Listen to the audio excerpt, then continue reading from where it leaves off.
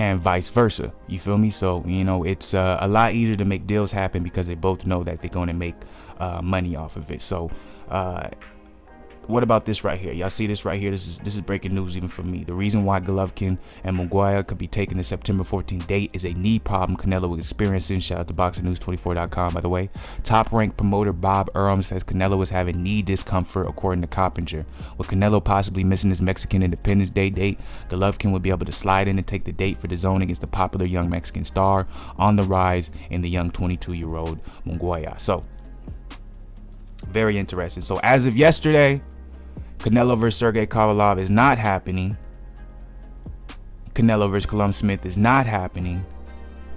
Canelo versus Demetrius Andrade is not happening. Canelo versus Triple G seems to be the only thing available, and it's going to have to happen September. Now, I was like, okay, that's cool, but remember I was saying they should take the Tyson Fury Deontay Wilder route, build up the anticipation for the fight, and do it next year. Now, I'm not saying that these knee rumors are true, because obviously if you watch Canelo in the last year or so, he wears those knee sleeves while he's training. He wears the knee sleeves while I believe he's in the ring fighting against Danny Jacobs. He had that one knee sleeve on, so I do believe he's having knee problems.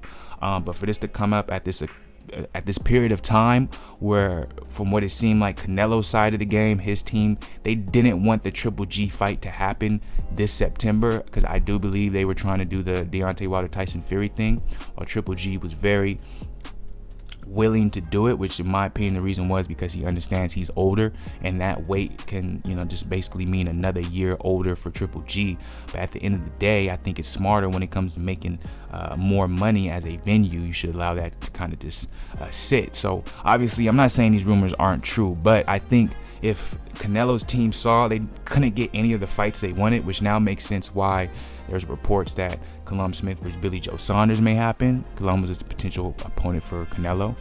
Sergey versus Anthony Yarde is going to be happening in Russia, which Sergey was a potential opponent for Canelo. They were talking about Demetrius a little bit, but for the most part, I knew he wasn't going to want to fight Andrade, at least not right now. So seeing those things take place, there is a like, look, you know what I'm saying? Boxing is boxing. It's a business. So maybe they're like, hey, man, it's the perfect opportunity for you to take care of your knee. Go ahead, take this September off. There's no point to fight Triple G. It's not worth it. We're going to get into the fights we wanted to. Let's go ahead, take care of that knee, and then we're going to come back later in the year and fight a guy like Callum Smith. I could see that. I could see that being the narrative or the conversation going on in the Canelo camp. So obviously you can definitely see this being the narrative in Canelo's camp. And because of this, we got Triple G versus Jamie Wanga possibly happening for this fall in that September time that you usually see Canelo fighting, because, you know what I'm saying, Mexican Pride Month. You can see Triple G fighting there against a guy like Jamie Mwanga, Mexican, 22 years old, undefeated, has a belt. I like that fight. I really do. And it would be a great fight for Triple G, going against a young gun and proving to everybody that he still got it. Jamie Mwanga, man, he can really come up from this fight to beat a guy like Triple G, man. If he beats Triple G, I can see a possible Canelo Jamie Mwanga fight. That's a big fight. That's a big fight. A lot of y'all don't know about Jamie Mwanga, but that's a big fight. And Jamie Mwanga, he's good, man. He's good. So I like this. It's good to hear this. Obviously, that's not the name I was looking for Triple G to be fighting, but I wasn't expecting this either. I wasn't even thinking about Jamie Mwanga, and that's my fault. This is a great fight. This is a great fight. Any of y'all who disagree, let me know. Comment. I want to know why y'all disagree with this. Is this the fight y'all want to see Triple G fighting? Would y'all rather see him fight someone else? Are y'all a little disappointed hearing these reports that Canelo may have a knee injury and he may not be fighting this September, so we may not get that Triple G Canelo third fight? Are y'all upset? You know what I'm saying? Is it disappointing, or is it good to see Triple G against some new competition? Like me personally, I love what's going on in boxing when it comes to basically what DAZN has done. Like, I feel like if DAZN wasn't willing to put out this type of money that they were willing to put out when they came onto the scene and signed the dudes they signed, I don't think you see a Triple G versus Jamie Mwanga fight ever happening. I don't think you ever hear, you don't hear no, but you would never see a Canelo versus Danny Jacobs fight. You would never even hear about Callum Smith, Billy Joe, Demetrius Andrade having a chance to get the fights that they get or to fight each other. Like, this is amazing to me. And I'm like, if these fights really end up happening, Hey man, God is good. So let's move on. I talked about it a little bit. This is gonna be quick. You heard me? So obviously, I reported yesterday Sergey Kovalev is not going to be fighting Canelo. I said he's fighting Anthony Yarde. Well, looks like it's back. I reported this like probably a month or something ago, where I made a video saying the Sergey Kovalev Anthony Yarde fight was set for Russia in August. There wasn't a specific date yet. Well, the date is made August 24th. I'm really excited for this fight, man. I'm really excited for this fight, and it's good to hear that Anthony Yarde he's not taking that step aside money for Canelo. And look, see, they're still talking about it. They're still talking about it. Tough choices for Yarde. It would likely need to be a fairly big step aside payment given to Yarde to get him to agree to step aside to see that Kovalev versus Canelo fight can take place. These are the choices for Yarde. This is from BoxingNews24.com. Take the step aside fee, turn down Ramirez fight as part of the deal, sit and wait for Canelo Kovalev and face winner, or you can agree to step aside and get that fee and then fight Gilberto Ramirez. They're saying Ramirez would be a hard fight. Obviously, former WBO super middleweight champion. He's 40-0, 26 KOs. That's a hard fight for Yarde. Kovalev is a hard fight as well, but Yarde's been preparing for Kovalev, so to take that step aside money and then fight Ramirez, a dude that he wasn't been preparing for, basically that would be a short notice fight. That's not a good look. I've been told y'all what I think Yarde should do. I don't think he should step aside. I think he should take this fight because it's wait for the Canelo and Kovalev winner. If Canelo beats Kovalev, you're not fighting Canelo. Canelo's not staying at 175. And if Kovalev wins, you're basically fighting the same guy that you took step aside money for. So from what it's looking like, Yarde is going to fight Kovalev and not take the step aside money. Check out what this article is saying is. The wise move would be for Yarde to agree to the step aside deal but reject the Ramirez fight. It would be smarter for Yarde to sit and wait for the dust to settle from the Canelo versus Kovalev fight and then face the winner. If Ramirez was just a fringe level fighter, not a former world champion, it would make sense for Yarde to take the fight with him. However, Ramirez is too good for Yarde to agree to fight him unless he's going to get huge money. I disagree. Why would you sit and wait for the winner of Canelo versus Kovalev if you're not going to fight the winner, right? Canelo wins, you won't fight him. He's going to move back down and he's going to vacate the belt. They have reported this like months ago that Canelo wants to fight at 175 for one fight, and it has to be a specific opponent, a specific person, someone who makes sense, a Kovalev, beat him and then go back down. There's no intentions of him staying there. So Yarde should not do that because he would just end up taking the step aside money and fighting someone that he's already been preparing for and prolonging that fight. The only thing good that can come out of it, if Canelo does beat Kovalev, maybe you get a weaker Kovalev, but then what does that do to the fact that now you're fighting him? Now you're fighting a guy that Canelo would just beat. You know what I'm saying? You won't get as much, I don't want to say love, but you won't get the same type of recognition. You won't get the same type of boost from beating a Kovalev who just lost to Canelo rather than a Kovalev who, you know what I'm saying, just beat Alvarez. You feel what I'm saying?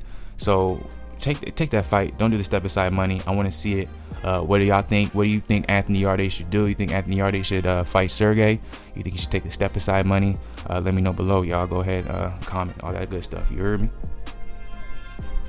All right, so let's go ahead and move on. You already know this is from ESPN.com. So Andrade and Charlo, Jermall Charlo, Demetrius Andrade, they both kind of in the same position right now. I talked about this just a little bit yesterday, where obviously they don't have really anyone to fight. If you want to talk about top level opponent, they're both at the point in their career where if you look at their resume, if you look at their win totals, you could easily argue that they are the best in their division. The only problem with that is when it comes to combat sports, you figure the best fights the best. So when you're at the position they are, fighting, like punching down, you know what I'm saying? In other words, fighting someone like let's be real, both of the opponents they just fought, like they can't have those opponents anymore if they want to try to start building toward their legacy. Like they need, similar to what I was talking about with Tyson Fury, how it has to be a specific opponent.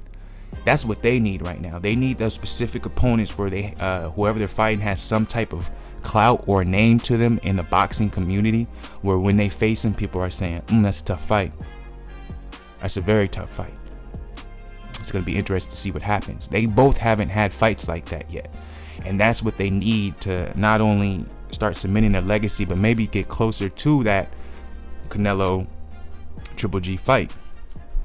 And this was an interesting article. I wanted to talk about this just because the scenario that this guy's putting together on this article is In order for that to happen, Demetrius Andrade has to fight Jermall Charlo. Now, if y'all been following Demetrius Andrade, he been calling out Jermall and the Charlo brothers, like, period, for a while, man. You can look on YouTube. There's like videos from like 3 years ago or something of them kind of getting into it, calling each other out. The thing about this is they're on total different sides of the spectrum.